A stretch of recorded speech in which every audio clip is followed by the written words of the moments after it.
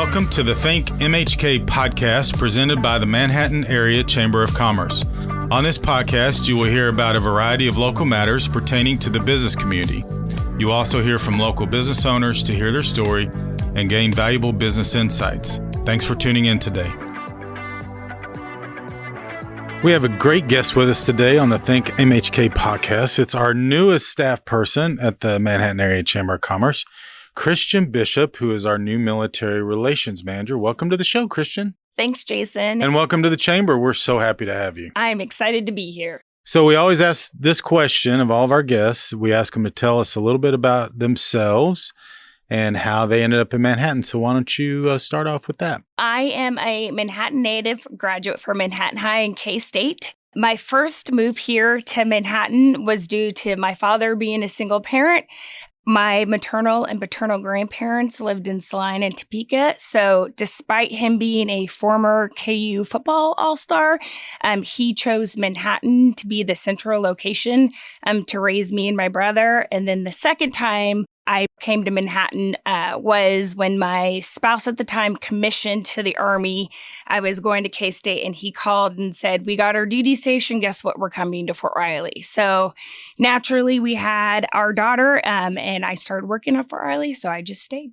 Well, that's good. So we've talked about this before. Your dad was a football player at KU, but you weren't conflicted at all. You're a K-State person. I'm a K-State grad. Yeah. My heart is KU. It is a very hard sell. It's actually one of my fast questions. But the one thing my family told me growing up was they'd disown me if I went to K-State. But funny, I'm now their favorite. So. Oh, well, there you go. So clearly they didn't mean it when they said that. Now, you worked at Fort Riley as a civilian employee for over 15 years.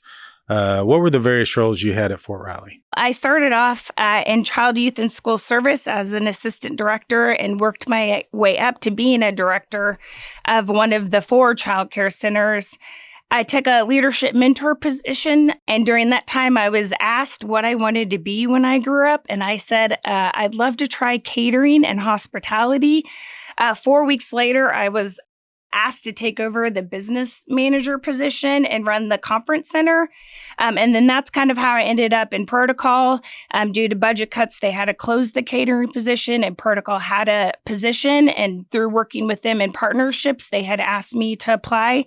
So I had spent the last 3 years doing ceremonies and events for One ID. Talk about Protocol for a minute, because a lot of people know you. I know it's funny that they said, "Oh, I've seen your name a million times, but we've never met." So most people know you from your work in Protocol. What exactly did you do in that office? So the Protocol office is kind of the engagements, but what right looks like for the Army and 1st Division. So my major role was to plan all the ceremonies and events for One ID. So all the change of commands, victory with honors, victory week activities.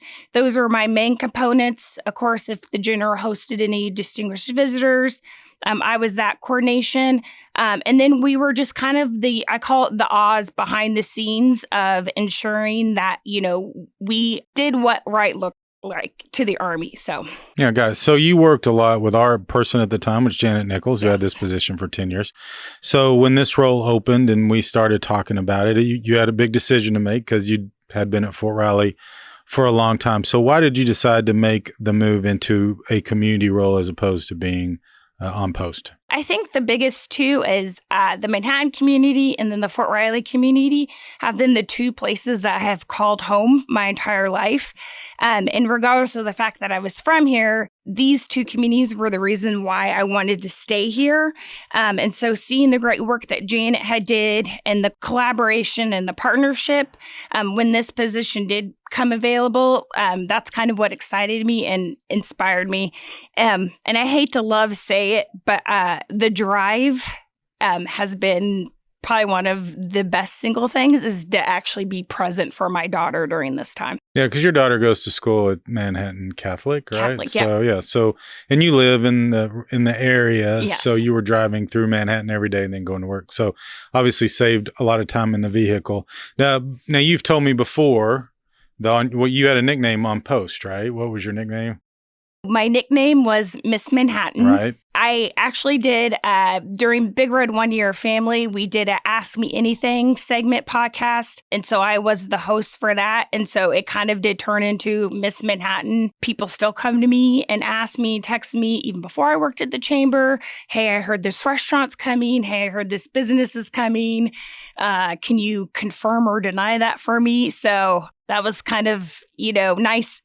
Thinking that I was Miss Manhattan and then getting to the chamber and realize that I work for a whole organization of Mr. and Mrs. Manhattan. There's a lot of Mr. and Mrs. Manhattans in the chamber, both volunteer and professional. So describe your role as the military relations manager. What obviously no day looks alike, but talk about what that role is and why it's important to the organization. Keyword no day is the same. I've gotten over the just of trying to figure out where I'm supposed to be, but my biggest thing is just that partnership, continuing to help Manhattan and Fort Riley realize that this is the place that people want to call home, regardless of if they're here during their duty station and decide to leave, or if they decide to come back, like just ensuring that this is a place that they can foster and grow. And so most of my day is revolved around making those connections and just, ensuring that we are supporting that quality of life. And so what are some key initiatives for the Chamber's military relations program? There's really three big ones. Connect businesses and community leaders to Fort Riley. So either offering community tours, monthly luncheons, having that foster that community aspect of connecting and fellowship, continuing, of course, to create a welcoming community. Like I said, we want Fort Riley to be number one choice when soldiers have a new duty station.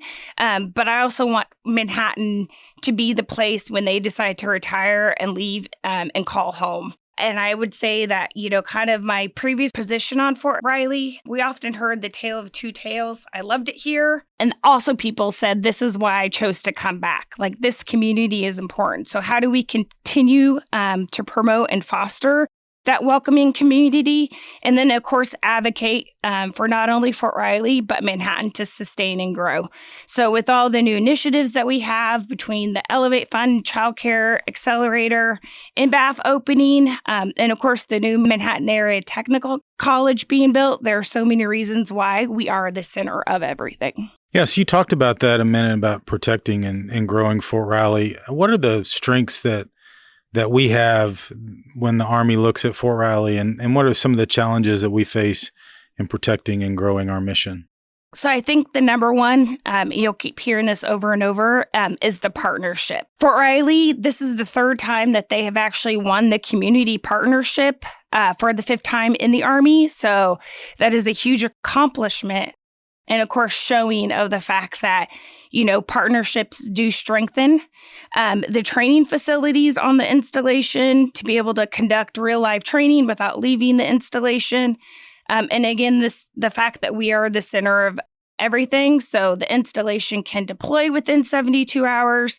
And then there's also just a lot of on-post support entities, such as the gyms, childcare, spare time, and pools that, they can enjoy on post. But I would say the biggest challenge right now is the fact that a little over 30% of current high schoolers in America are eligible to serve. So, trying to help and figure out, as the Army rebrands, recruits, and retrains, how do we continue to protect and support that mission? Yeah, so staffing is becoming a challenge really across the board. And it's impacted the amount of soldiers we have at Fort Riley right now because you just not enough people to go around. It's going to be a challenge going forward, and we'll have to see what we can do to help that, if anything, on the local level. So Fort Riley is a little different in other places where I've been and worked in military. Some other communities where I have, there's one community, one military base. We have two pretty strong communities connected to Fort Riley, and actually two separate gates. So one that goes into Junction City, and then one, of course, that's closer to Manhattan. What impact does having two strong communities at the gates, Junction City, Manhattan, affect Fort Riley and the leadership and how they engage publicly? So I would say somewhat of a peace of mind that as soldiers get stationed here, having an effective relationship with the neighboring towns. somewhere, if there's housing issues, medical issues, having that relationship with those outside towns, it helps that quality of life. The other biggest thing is when soldiers leave, because as you know, Big Red One is always the first to go. Having two communities wrap their arms around the families to ensure that when the service member is away, they're taken care of, I think is extremely important. And the simple fact that there are entities that are off the installation that they don't have. It's important to realize that, yes, there are great entities inside of the walls of Fort Riley, but it's just great to get out. And they can't all be housed in Fort Riley. So having a community that they can live in and foster and grow is just as important. I remember, the impact of Fort Riley is tremendous on both communities. I think with the last study that came out showed that in the region, Fort Riley's impact is close to $4 billion, which is incredible. But I know we learned a lot. Our businesses learned a lot, and we heard it during and after the pandemic. I remember Perry Wiggins one time talking about that it's not like it used to be, in that you aren't going to recognize a soldier in your community because of various changes in rules. The haircuts are different and what people wear is different. And so what we find at Fort Riley when they come to Manhattan is they try to look like just an average Kansas State student. And so a lot of times what we think are students are actually soldiers. And I know during the pandemic, we had a lot of our restaurants and bars that really felt when Fort Riley stopped allowing soldiers to come to town, really felt the impact of that. And then you could see it immediately when that restriction was lifted, the traffic increased. There was just a tremendous amount of activity. And so I think, the pandemic was terrible and we all hated it, but from a standpoint of the community recognizing the importance of Fort Riley on Manhattan, I think it really did a lot. I would agree. And I would echo, I think that's when we really had to get creative into saying, well, yes, you can't go to this business or whatever, but these are the other 5 businesses that you can go to. So really, having the chance to think outside of the box and come together to say, this is what's best for all, I think that strengthened the partnership in the communities as well. And of course, you dealt with both communities, but they're two very different types of communities, and each has their strength, each has their challenges, and I'm sure that made it a challenge for you all in the protocol office as well as the general officers in the on post. We got really creative. In fact, I actually hosted more ceremonies and events during COVID, just because we had to get creative in how to still keep the mission, keep that quality of life of recognizing soldiers as they came in and out, but also keep the community and soldiers safe. You're not new to Manhattan Chamber, so talk about your previous involvement with our chamber, and I know also you've gone through the Flint Hills Leadership Program, which we're involved in, but talk about how you've been engaged with the Manhattan Chamber before you became a staff member. I was actually nominated and was a graduate of the Manhattan Leadership class. I still say it's not necessarily the best class because everybody's class is the best. But when it really came to learning what the community did, government did, as far as city government, county government, and the state government and federal government, being in that class of 2020 during a COVID environment was pretty eye-opening. That's really where I learned my call for volunteer and self-service. So yes, I graduate from Manhattan Leadership, served on the board. As Jason mentioned, I am a Flint Hills Regional graduate, and I also am one of the chairs of the board. 2 great programs that really, I guess, strengthen your leadership skills in 2 different ways. And then my other 2 favorite boards that I do serve on is the Boys and Girls Club board, the Mount Mitchell board, and I am remiss because I am on the DEI board for the chamber too. And we appreciated you agreeing to do that. So why is it important for the chamber to be engaged in military relations? Chamber is the pulse of the town.